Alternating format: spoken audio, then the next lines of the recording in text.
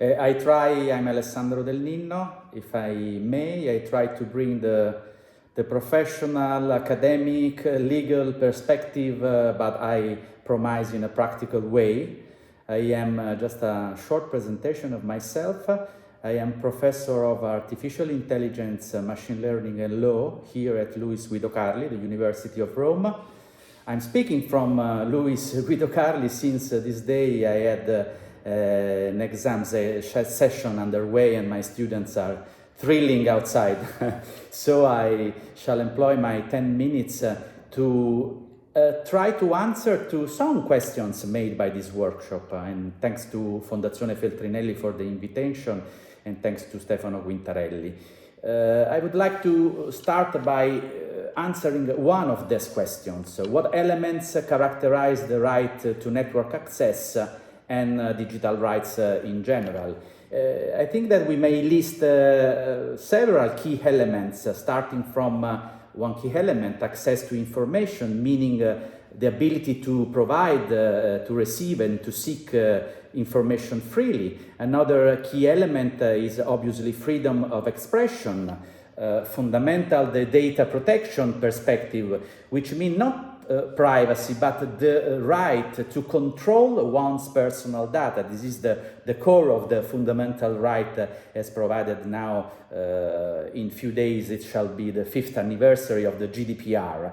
Then we have another key element of internet access, which is, Stefano mentioned before, the net neutrality, meaning that all data on internet should be available and accessible and treated equally without a technological discrimination. And then we have finally affordability and accessibility as important as well key elements of internet access, meaning that governments and private sector have a responsibility to ensure that everyone has equal access to the internet, regardless their location or their social status. I shall focus now in the minutes remaining on two of these mentioned key elements, internet access as such and data protection. I found of a particular interest a recent study made available the last month of April by the University of Birmingham, focused on the actual status of internet right in the digital world. And I found in a way surprising but logical the conclusion, which is the following, the conclusion of this study, which is the following. We're so dependent on the internet to exercise our other socio-economic human rights, meaning access to education, I'll go there in a minute, work, healthcare, and whatever, that online access must be considered as a basic human right. The conclusion of this study is that internet access is a practical necessity to be considered a prerequisite, a pre-requirement to exercise the other socio-economic rights. And if we don't recognize in our law rules, in our legal frameworks, internet access as a human basic right, we risk the destiny that the study mentioned as an ever-widening inequality. I mentioned socio-economic rights which can be exercised by internet access. Education, first of all, health. The professor talked before about developing countries. Let's think about access to the internet to receive at a distance health, e-health services. I was thinking when during the speech of the previous professor to a project in Kenya where they reached with a tool based on a smartphone rural communities to check the eyesight, to check the medical status of the eyesight of rural communities. And then other socioeconomic rights exercised by internet access can be housing. We have in Italy a strong debate about housing, but now we can consider that the rental housing market has moved completely online in these recent years. Then we have social security, socioeconomic rights, or works. Let's come to another important question. Ask ourselves, where are the law rules making effective internet access right? Which are the, at least I shall bring the European perspective, which are the law where we can find the solution also in terms of public-private partnership to grant an effective internet right? There are several and interesting law sources. One of these, I think, is the European Electronic Communication Code, the European directive released in 2018 and recently implemented also by Italy at the end of the year 2021. If you read some recitals of this directive, you will find the law policy addressed by the legislator to achieve a complete and effective internet access. For example, there is an interesting relationship between universal service and internet access. What is universal service? Universal service is a concept, is a principle beyond all to be adapted with the technological developments, but is a principle that aims to ensure that all people have access and affordable access also in terms of costs, have access to internet and to the related electronic communication services. This code, European Electronic Communication Code, say that universal service as a concept as already defined is a safety net where a risk, I'm reading the recital 212, avoiding the risk of social exclusion arising from the lack of access, which prevents citizens from full social and economic participation in society. So there is the same perspective of the University of Birmingham, internet access as a pre-requirement to exercise a full, to realize a full social and economic dimension. Stefano Quintarelli before mentioned the importance of the economic perspective in the, when approaching to digital rights or to internet access matter. And the same code, in another recital, says that public and private governments and private sector must cooperate. And which is the law policy in this relation in granting universal service and so access to the internet? First of all, the first instance is the market.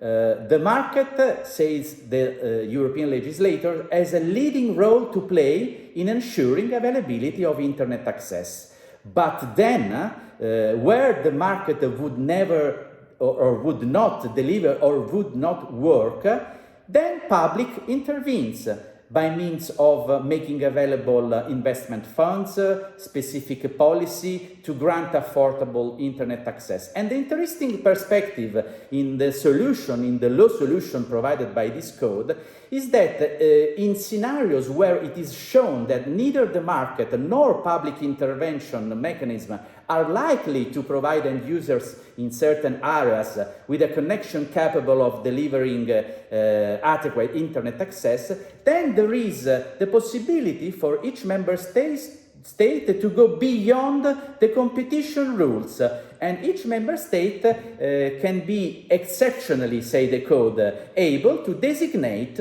different providers or groups of providers to offer services in that area. So, to summarize, the law solution in the Electronic Communication Code and the European perspective for the partnership public or private is market at the first place, then public, then eventually specific national solution granting universal service and internet access in specific and exceptional cases.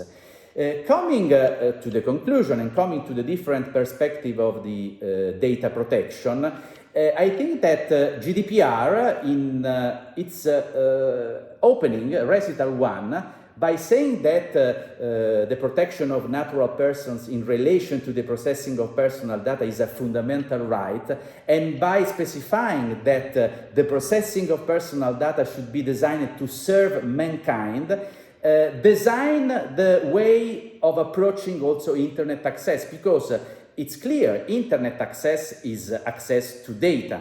And we are living in a particular age, the digital decade of the European Union, where the focus slightly is going from the centrality, in my opinion, from the centrality of personal data to the commercial centrality of information, of non-personal data. And if we want to make an example of my idea, we can go through the Digital Governance Act, a regulation which shall be applicable in Europe starting from September this year, Regulation 2022-868, providing a European common space for the free circulation of personal and non-personal data. And since I have no minutes remaining, I would like on this point, the centrality in our discussion, for example, of this regulation, the Data Governance Act, I would like to read Recital 2, saying that in order to make the data-driven economy inclusive, which is another important perspective for all Union citizens, particular attention must be paid to reducing the digital divide, boosting the participation of women in the data economy, which is an important aspect of the gender digital divide, and another important aspect, in my opinion, in a future perspective, is that internet access and access to data thereof is becoming not only a right or a constitutional right or a human right to be specifically designed by the legislator, but it is also a right for legal entities. When the Data Governance Act says that undertakings, small enterprises and startups must be ensured about data access neutrality, data portability, data interoperability, avoiding lock-in effects, the legislator is saying that as a kind of new right for legal entities, for company, access to data to this condition has arisen. And I conclude with Italy, and Stefano Quintarelli mentioned the interesting Declaration of Rights on the Internet dated 2015. It was a very interesting initiatives by the Italian parliaments and by the committee. And Article 2 of this declaration in 2015 set forth rules and principles which can help us in these debates. For example, the fundamental right of access, I'm reading paragraph 3 of this Article 2, Declaration of Rights on the sorry, someone has the microphone opened. I was saying, and I'm concluding, the fundamental right of access, says the Italian Parliament in this not binding document, but is a kind of guidelines for policymakers, law policymakers. The fundamental right of access to the internet shall be ensured in its substantive prerequisite and not only as a possibility to connect to the net, which is a very interesting perspective.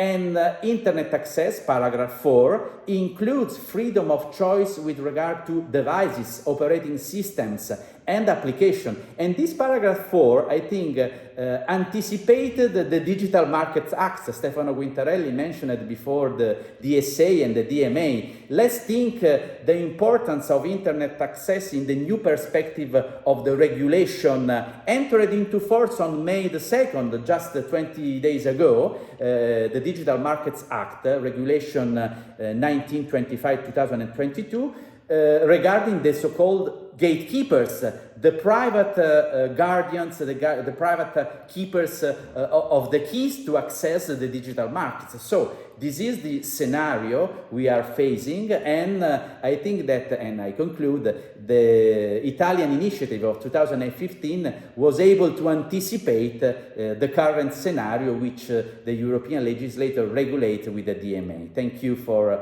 your attention.